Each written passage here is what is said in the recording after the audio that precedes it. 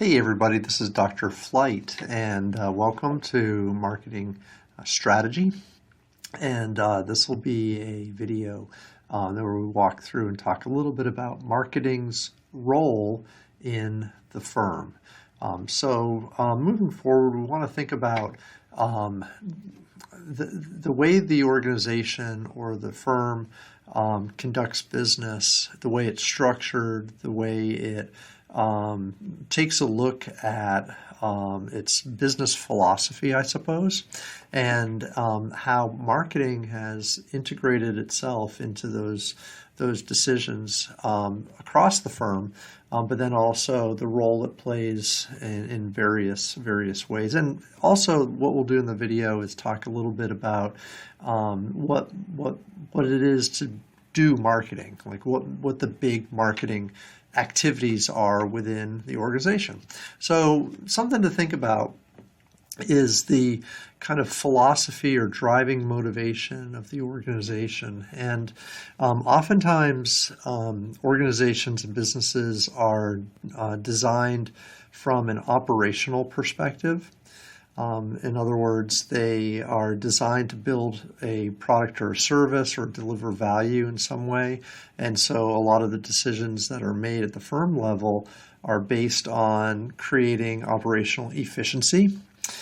So that's one way to think about like how an organization can have an ethos or a perspective. Another way people or companies think are very competitive oriented. So in other words, like they'll think of basing decisions on competition exclusively and their relative position in the industry, instead of maybe their relative position with customers in the market. Another orientation is a customer orientation, where companies will view their role in the marketplace in terms of how they're delivering value to the customer, who their customers are, who their customers should be, and kind of go from a form of competitive or business sense, I guess, and decision making based on customers. And so a lot of times that's one thing that we think about when we're, especially in a marketing perspective, how we're doing business and the decisions we're making as they affect and drive customers. When we think about how organizations think and how they operate and the orientations they use to drive decision making, the role of marketing has been stronger and stronger over time. In fact, there are some companies that are strictly driven by a market-based decision-making ethos. So anyways, when we get to marketing, the definition of marketing is a set of activities, institutions, or processes for creating, communicating, delivering, and exchanging offerings that have value. And this value is going to be seen through the eyes of the people who use it, so customers, partners, and society at large. This definition is developed, I believe, in 2013, and it's driven or created primarily by the American Marketing Association, which is the kind of a professional body that helps oversee and kind of dictate and direct some of the things that we do in marketing. As we move forward, though, think about kind of what marketing is today. Certainly, it's a central function or set of processes that most any enterprise is going to be involved in, whether it's a nonprofit, a for-profit, a government agency, or anything in between. It could be an individual person. Again, it could be a large corporation. But a lot of the processes that we do in marketing tend to be a fairly central thing today, and that has only developed and become more important over time. So creating marketplaces, creating products that have value for the customer. Again, there are a lot of different activities that are involved in doing that. But this idea of marketing is, again, taking a central role in many respects. The management guru Peter Drucker from years ago, who has wrote many theory and led a lot of corporate thinking, I guess, for about 50 years, is quoted as saying there's only one valid definition of business purpose, and that is to create a customer. Another quote, again, Peter Drucker, marketing is so basic that it cannot be considered a separate function, i.e. a separate skill or work within the business. In other words, the idea of creating value and having somebody pay you for it is a central concept that no business can really get around not doing or not having. And so that's kind of where marketing comes into play. Identifying what that value is, identifying and converting customers into folks who are going to pay us money for the value we've created. And it's in the essence, and the second quote really speaks to this, is kind of the essence of what businesses and organizations are all about. And you can't separate these functions from what companies do. So marketing then, it's built into a lot of processes the organization does. It doesn't fall on one specific area oftentimes. A lot of times it's the many hats that people wear within the organization. Importantly, when we talk about marketing, we need to focus, we continue to focus on the economics and the physical or financial impact that marketing activities have on the organization. So one of the things we do is we rely heavily on data and metrics and measures. There are literally thousands of measures and data points that we use in marketing to guide us and to determine to the degree to which we are successful or not.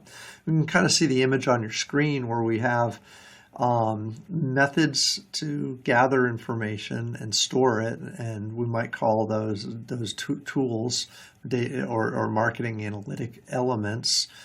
And then we have measures like actual variables that we look at and we track, we forecast, we try to manage. Those are marketing metrics, and they directly reflect how marketing contributes to profits for the organization, how efficient we're using our money in a marketing ROI perspective, and ultimately they lead to profits and profitability for the organization. So again, we talk about analytics, we talk about the measurement devices that are used to gather data. So these could be all kinds of different data collection tools that are out there. But then the variables that we use, that we measure our effectiveness through are called metrics. So customer satisfaction is a good measure, for instance, that we might use. We call it some type of a metric, right? So we have, for instance, a survey, or we have some data that we purchase from a company like Nielsen Corporation, and they produce customer sentiment surveys. They produce data that tells us how satisfied our customers are. And then what we can do is we can track customer satisfaction with customer spend. We can also track how much money we're paying to acquire those customers. So there's a cost element there. So we can actually create some type of profitability basis for customers, which we see is in part at least driven by satisfaction. So this is an example of how we have a metric that was gathered, that was used, and then applied to a business concept called profitability. And that's kind of how we integrate what we do in marketing with other parts of the organization. There are some other examples. We can kind of see this idea of the relationship between profitability, if you look at the upper corner here, relative market share and profitability. Then we also can look at customer retention, so customers who stay with us over a long period of time, kind of like loyalty and profitability. Obviously, there's a positive relationship there. Perceived service quality, again, that's a customer measure where we have satisfaction, service quality. Better you serve our customers, more profitable that customer becomes and we become as a firm. But then also, in this last quadrant, we have marketing return on investment, ROI. And of course, whenever you have a strong ROI, regardless of whether it's in marketing or something else, it's going to lead to a more profitable environment for the firm to engage in. So again, the role of marketing today is not isolated to a mere function of doing, like do marketing. It also integrates within the organization, and the impact marketing has is something we measure very carefully across the performance levels of the organization. That's one of the things that's important to remember and take away with. We have marketing metrics, and we have metrics and measures. Here's an example of different market metrics. This is an example of a company, for instance, where we started in a base year, or we have a year of to compare against the base year, and then we have subsequent years of performance. And you'll see things like market growth, so how big the overall market is getting. Market growth is kind of stable, 20%, 22%, 21%, so it's kind of there. And then we look at like our sales growth over that period of time, and kind of like how many units we're selling relative to everybody else. We look at market share. Market share in this case is kind of going down a little bit. So, what's going on there? Why is our market share falling relative to our competitors? And that's a competitive analysis measure or metric. We also have some product performance, service quality, and customer value measures. Here, if we look over time, and again, just kind of pause the video, you'll see that this company is slipping a little bit. Its measures or metrics are not improving relative to competition, but in fact, they're declining. We also look, when we talk about customer metrics, whether it's satisfaction, an index in this case, which would be pegged at 100. Customer retention, those are customers who keep coming back. It's going down a little bit. And then also something called customer lifetime value. That's on average the spend that a customer will typically spend with us over the time that they're with us. We'll see that that's declining too. So if we look at this looks like a company in trouble. Looks like a company that's really struggling a little bit from a performance perspective when it comes to markets, to competitors, and also customers. Right? And those are the metrics that we look at in marketing. These are the types of things that we measure. Now, these don't always tell the whole story. We also look at other financial elements too. So it's not just that we have these figures from our marketing data, but we also have obviously overall sales. In this case, look, sales have gone up. Now, sales revenues have gone up, not necessarily sales. Costs of goods sold, we've sold more units maybe. Gross profit, so overall profit. Marketing, sales, and expenses, though, have gone up as well, and some other things as well. So a return on sales there, and our sales to assets ratio. These are all things that we can look at and when we consider like the actual performance of the firm. And what we like to think of is that we can compare and look together at both our market data and our internal sales data and get an appreciation for what's going on. Now, in this particular case, this example, what some of these charts indicate is that the market's growing, but our unit sales are not necessarily growing at the rate in which the market is growing. So in this first side panel where we see a line chart, we'll see a discrepancy between the rate of growth for the industry and the rate of our sales growth. Ideally, we would want to perform or overperform what the industry is doing, but in this case, we're underperforming. So that's why we see some of those. And probably the effect is probably a result of some of those underperforming marketing, market competitor and customer numbers that we just saw in terms of satisfaction and retention and some things like that. As a result, because we are sliding behind the rest of the market, our market share is declining. So that kind of makes sense. That's how that is. Ultimately, we kind of look at one last sort of graphic that has a lot of numbers and figures. And the takeaway here is that there are financial metrics, which are our internal views of performance in terms of the organization. And if you have a finance background or accounting background or management or whatnot, you spend a lot of time looking at these internal figures, like how healthy is the firm, from an internal financial perspective. And these are the things that we would certainly look at. Profits, profit margins, our expenses, our expense metrics, our assets and such like that, right? So things from the balance sheet and such.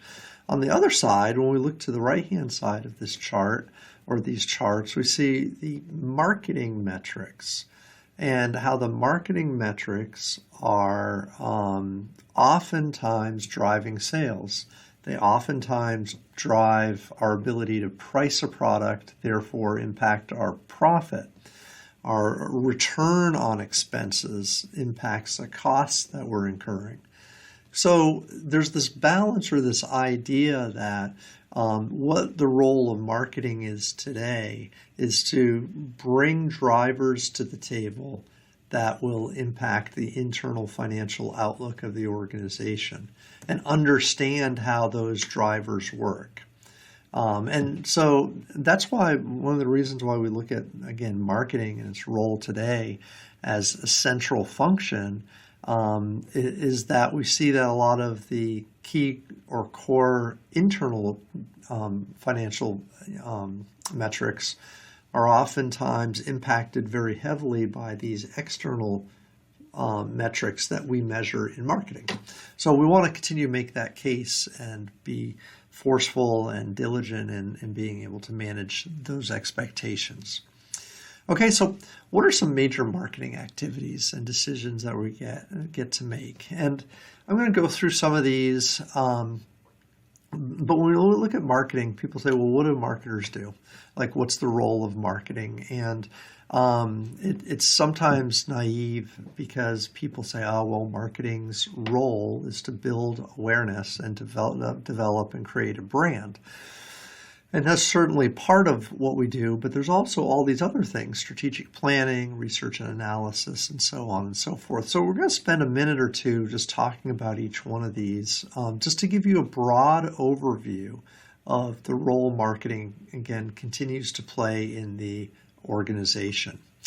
Okay, so marketing strategy. Biggest issue when we talk about creating strategy from a very global or broad perspective within the firm is that we deal with change every day, whether it's changing customers, trends, the environment, technology, competitors, legal and regulatory issues.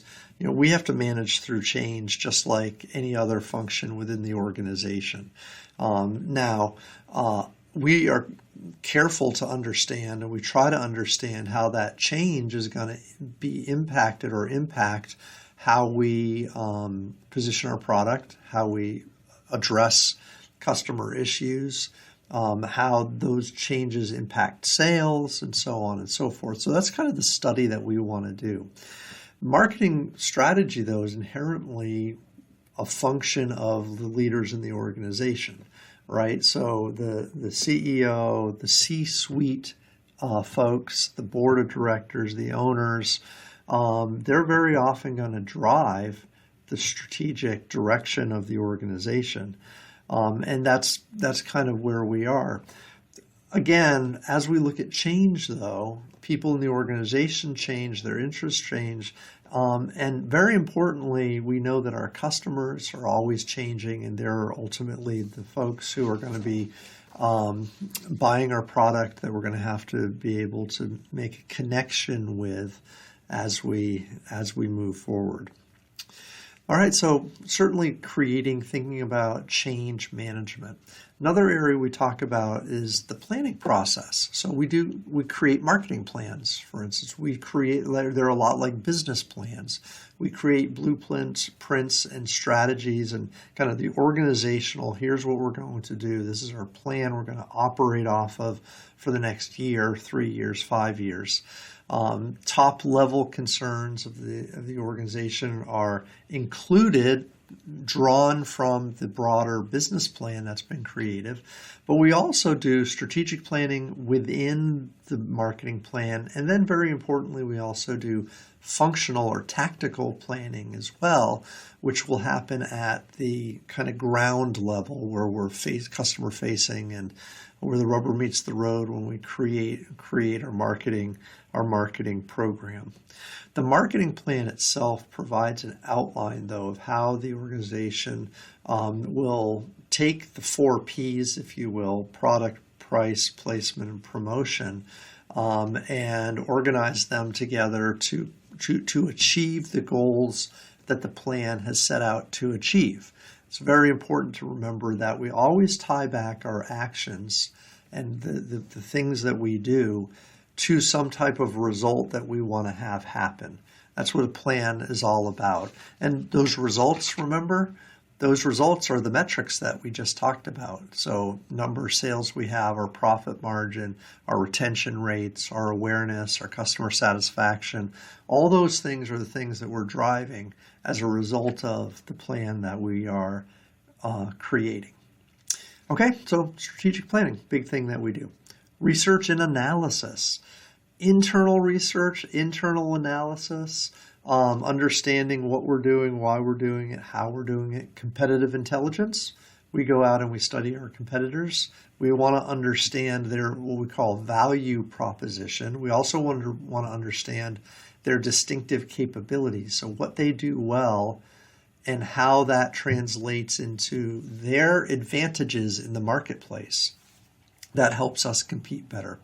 Environmental scanning, we talk about environmental scanning as something that we look at, broadly speaking, what's happening in the business environment. It's a business environment thing, regulations, technology, those types of cultural trends.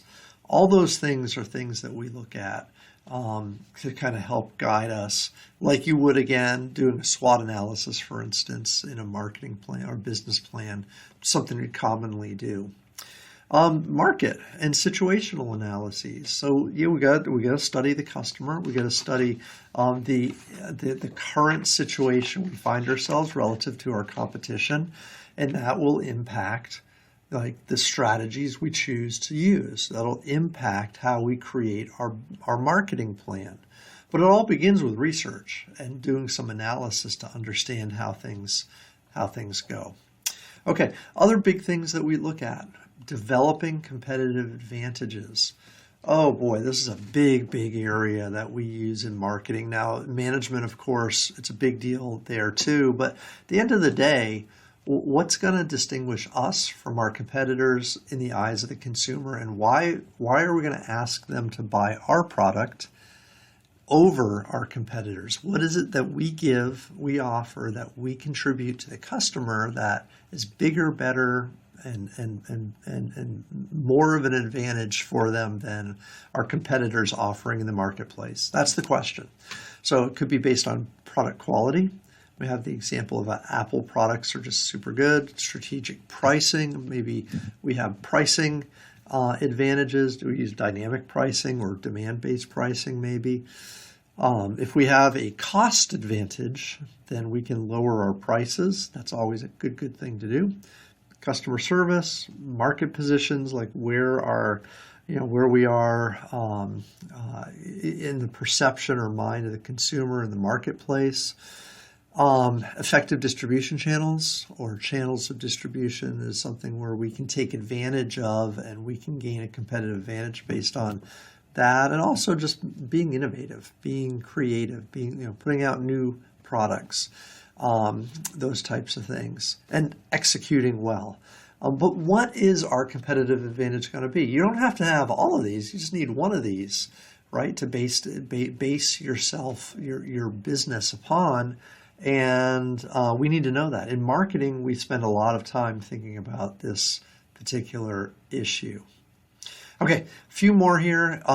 Social responsibility, cause marketing. When we talk about social responsibility, we look at the overall organizational responsibility or moral imperative to do business correctly, to do business in a sustainable way or in a way that promotes business for a long time.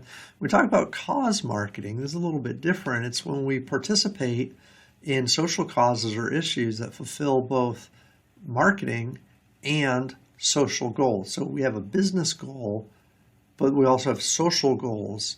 And when we involve ourselves with specific causes or social issues, it's one way we can begin to develop that type of thing. Okay, moving on, right? Marketing strategy decisions. Okay, so we talk a lot about strategy, right? We have a lot of this idea. Specifically when we look at the customer, we identify what their needs are. We have to fulfill those needs. We have to create relationships that are value driven. And when we do that, we're making marketing strategic decisions. Part of this process here is identifying very specific market segments and what those market segments are going to want. So you might have heard the terms segmenting, targeting, and positioning. Those are the strategic decisions that are made within the kind of context of the marketing space.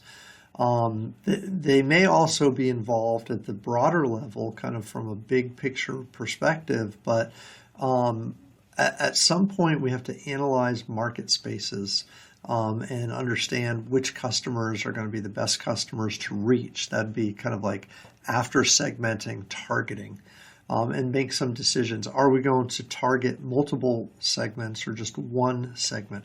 Are we going to target one segment that's really small, a niche or a niche market, and are we going to focus our elements and efforts on them? That's a strategic decision that we kind of need to make and that we would think about making, which then leads us into other elements. So we talk a little bit more about the segmenting and targeting kind of concept.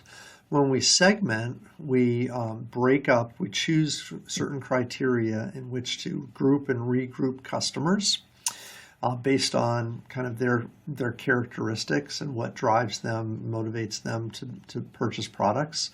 Then target marketing is when we analyze the market segments to identify those that are most profitable, the ones that make the most sense or have the best fit for us to try to reach. So yeah, that's kind of a big picture thing that we do here. We have branding and positioning elements, right? Branding and positioning. When we position a product, we identify a personality for the product. We create an image of the product. We have something called brand elements, which help us do that type of thing. We want to have our brand stand out. We want to have our brand be memorable, but we also want it to mean something over a very long period of time. We want it to have meaning. So branding and positioning, also something that we do. Customer relationships, developing customer relationships over time. CRM, it's something that we do, customer relationship management, where we actually use a lot of data to drive that process. But we want long-term relationships with customers. And again, if you go back to the early part of the video, you'll remember that this idea of retaining customers is important because it has a direct impact on profitability. So the better we can have of a relationship with a customer, the more retainment we'll have, the lower the churn rate, and the more profitable we will be. So again, kind of this concept is a big one, reoccurring theme that you'll see from time to time. Making these making these program decisions. So we will not forget our 4 Ps. Creating products, right? That's kind of the outcome here, where we create products. We have a process to do that in.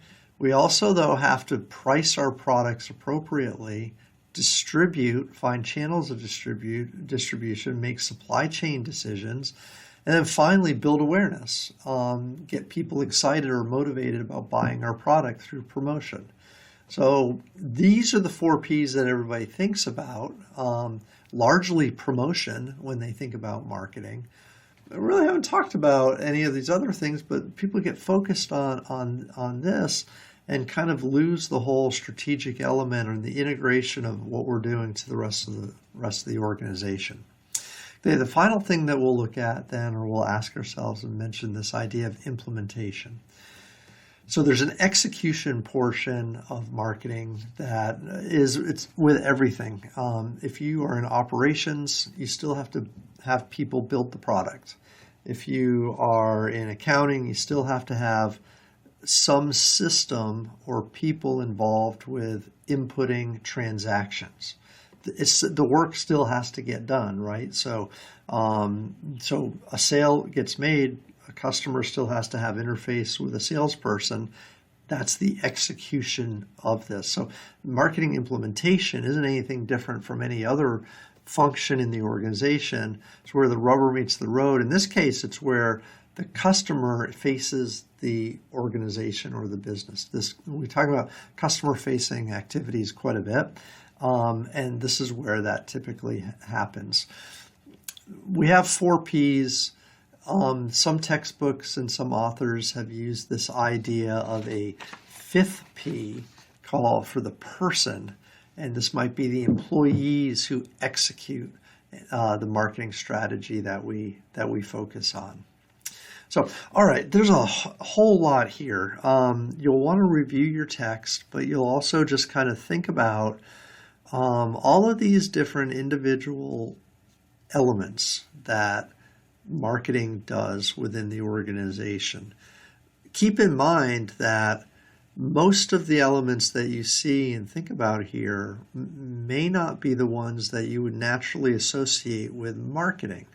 We associate the 4 Ps with marketing, but the strategy stuff, you'd say, well, that's not really the role of marketing. But when we go back and we think about the relationship between the metrics we measure, the variables we measure in terms of, the marketing function and their impact on organizational performance, then you can't disassociate strategy from marketing, or marketing. You can't take it out of a strategic kind of element within the organization. So that's why it's so important. So this video here just talks a little bit about kind of what marketing is, some of the areas marketing performs in its integration within the organization as a whole. Okay, so rewind, go back, look at the video, read along in the textbook, and kind of think about what the role of marketing is today in the organization. Again, as always, please let me know if you have any questions. All right, thanks.